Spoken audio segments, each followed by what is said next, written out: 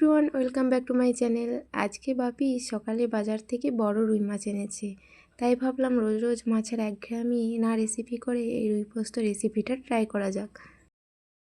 তার জন্য প্রথমে মাছগুলো নুন হলুদ মাখিয়ে রেখে দিয়েছিলাম। এবার কড়াই সরষের তেল গরম করে রুই মাছগুলো এক এক করে ভেজে নেব।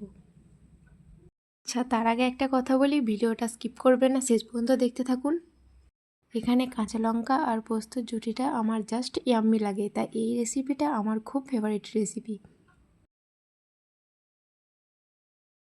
যখন দেখবেন মাছের অপর পিঠটা বাদামি কালার চলে এসছে, তখন আরেক পিঠ পাল্টে আরেক পিঠটা ভেজে নেব।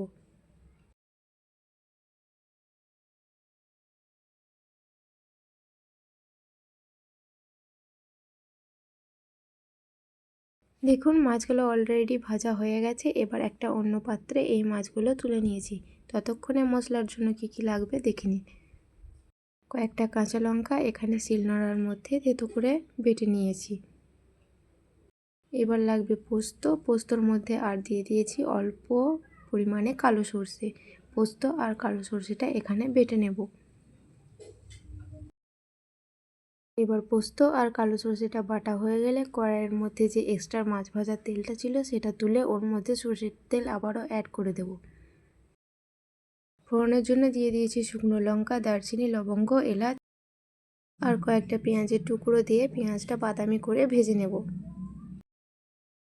পেঁয়াজটার মধ্যে বাদামি কালার চলে এলে আদা রসুন বাটা দিয়ে কিছুক্ষণ নাড়াচাড়া করে নেব। এবার এই মশলাটা ভাজা হয়ে গেলে দিয়ে দেবো কাঁচা লঙ্কা বাটা, সর্ষে আর পোস্ত বাটার পেস্টটা। এবার এই মশলাটা কিছুক্ষণ কষানোর পর যখন দেখবেন মশলা থেকে তেল ছেড়ে দিয়েছে, দিয়ে দেবো গ্রেভির জন্য পরিমাণ মতো জল। গ্রেভিটা ফুটে গেলে স্বাদের জন্য দিয়ে দেবো পরিমাণ মতো লবণ, দিয়ে কিছুক্ষণ নাড়াচাড়া করে ভেজে রাখা মাছগুলো ওর মধ্যে এক এক করে দিয়ে দেবো।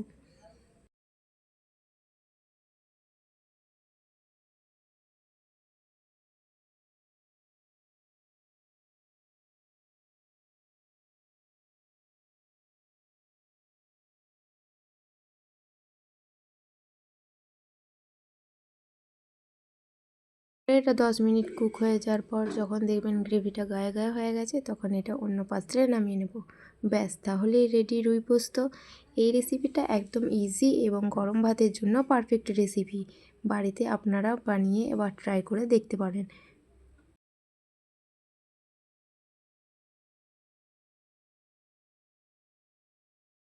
ভিডিওটা ভালো লাগলে সাবস্ক্রাইব করুন, পাশে থাকা বেল আইকনটা বাজিয়ে দিন যাতে আমি ভিডিও ছাড়লে সবার আগে আপনার কাছে পৌঁছায়। আজকের মতো এই পর্যন্তই, দেখা হচ্ছে নেক্সট ভিডিওতে। টাটা।